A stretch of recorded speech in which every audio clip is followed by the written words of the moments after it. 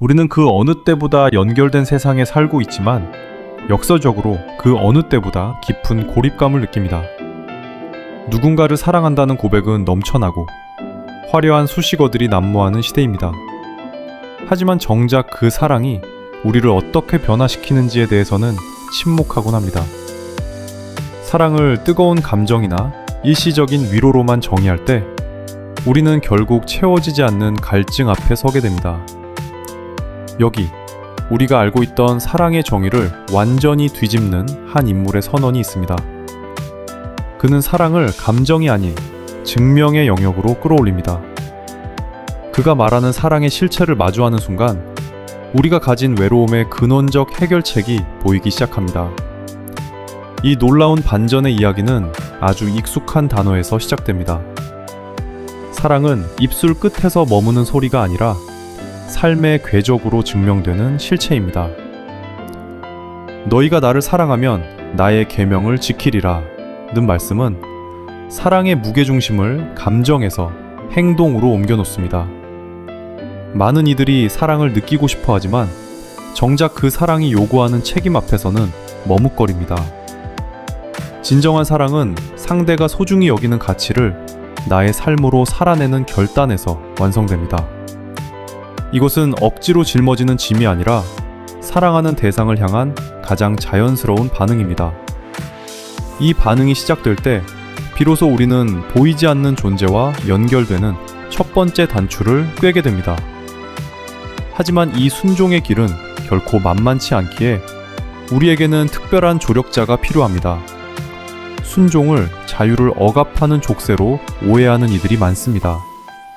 그러나 여기서 말하는 순종은 사랑하는 이의 마음을 알아가는 가장 깊은 대화의 방식입니다. 우리가 말씀대로 살아가려 애쓰는 그 지점에서 관념 속에만 머물던 진리는 비로소 살아있는 실체가 되어 우리를 찾아옵니다. 이해가 되지 않아도 사랑하기에 내딛는 그 한 걸음은 인간의 한계를 넘어선 신비로운 경험으로 이끄는 유일한 통로가 됩니다. 우리는 이 길 위에서 혼자가 아니라는 사실을 깨닫게 됩니다. 이제껏 경험해보지 못한 새로운 종류의 도우미가 우리 곁을 지키기 시작하기 때문입니다. 그 존재가 누구인지 알게 된다면 우리는 더 이상 자신의 의지력에만 의존하지 않아도 됩니다. 예수님은 떠나가시며 우리를 홀로 두지 않겠다고 약속하십니다. 그분이 보내주실 또 다른 보혜사는 곁에서 돕고 위로하며 변호하는 최고의 파트너입니다. 여기서 또 다른이라는 말은 본질적으로 예수님과 똑같은 분임을 의미합니다. 비록 눈에 보이는 육신의 모습은 아니지만 그분은 영으로 오셔서 우리와 인격적인 교제를 나누십니다. 우리가 흔들릴 때 중심을 잡아주고 진리가 무엇인지 끊임없이 일깨워 주시는 분입니다. 이 조력자의 존재는 우리의 삶을 개인의 분투에서 신적인 협력의 장으로 바꾸어 놓습니다. 그런데 왜 세상은 이토록 강력한 존재를 전혀 감지하지 못하는 것일까요? 진리의 영이신 성령은 세상이 결코 받지도 알지도 못하는 존재입니다. 세상은 오직 눈에 보이는 것과 증명 가능한 수치에만 몰두하기 때문입니다. 그들에게 성령의 임재는 잡히지 않는 허상처럼 느껴질 수밖에 없습니다. 하지만 그분을 아는 이들에게는 공기보다 더 실질적인 존재로 다가옵니다. 성령은 우리와 함께 거하실 뿐만 아니라 우리 속에 계시며 삶의 모든 순간을 공유하십니다. 이것은 단순한 동행을 넘어선 밀착된 관계입니다.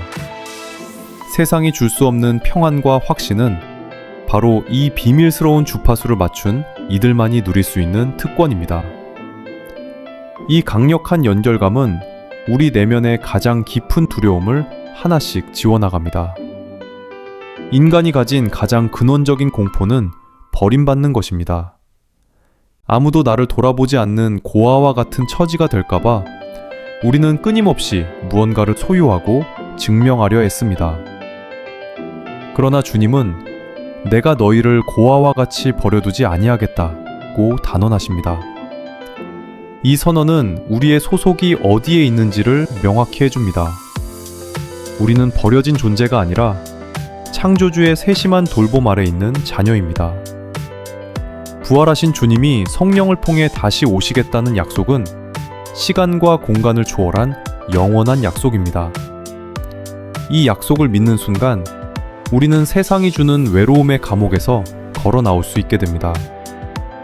이제 우리는 한 단계 더 나아가 그분과 내가 하나가 되는 신비로운 영역으로 들어갑니다.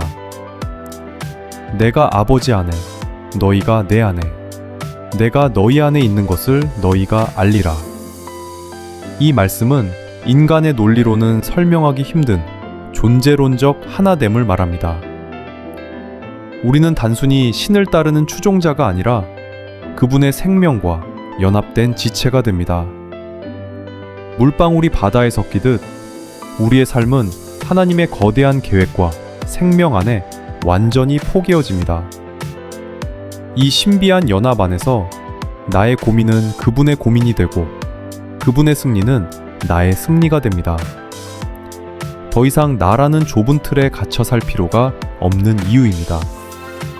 이 연합은 단순히 상태를 말하는 것이 아니라 역동적으로 살아 움직이는 생명의 흐름입니다. 세상은 죽음 앞에서 모든 것이 끝난다고 말하지만 연합된 생명은 다릅니다. 내가 살아있고 너희도 살아있겠음이라 는 말씀은 부활의 생명이 우리에게 그대로 전달되었음을 의미합니다. 예수님의 생명력이 우리의 혈관을 타고 흐르기에 우리는 삶의 어떠한 절망 앞에서도 다시 일어설 에너지를 공급받습니다. 이것은 추상적인 이론이 아니라 실제하는 생존의 법칙입니다. 우리가 살아가는 이유는 우리 자신의 힘이 아니라 우리 안에서 고동치는 예수님의 생명 때문입니다. 이 생명을 가진 자들은 이제 삶의 현장에서 그분의 영광을 드러내는 특별한 경험을 하게 됩니다. 원고의 마무리는 다시 계명과 사랑으로 돌아옵니다. 주님의 계명을 지키며 그분을 사랑하는 자에게는 나도 그를 사랑하여 그에게 나를 나타내리라 는 놀라운 약속이 주어집니다. 이것은 순종하는 삶의 현장이 곧 하나님을 만나는 지성소가 됨을 뜻합니다.